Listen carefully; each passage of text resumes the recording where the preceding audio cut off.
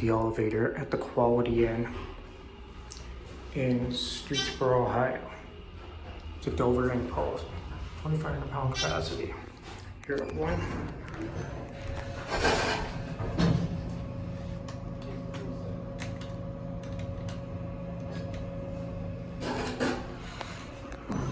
All right, here we go.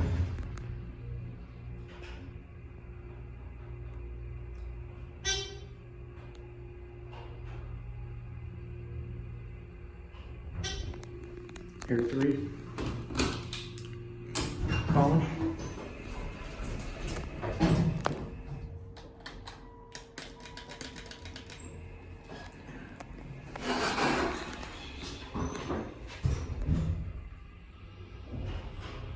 I'm gonna cut the camera off at one because it literally opens up to your front desk.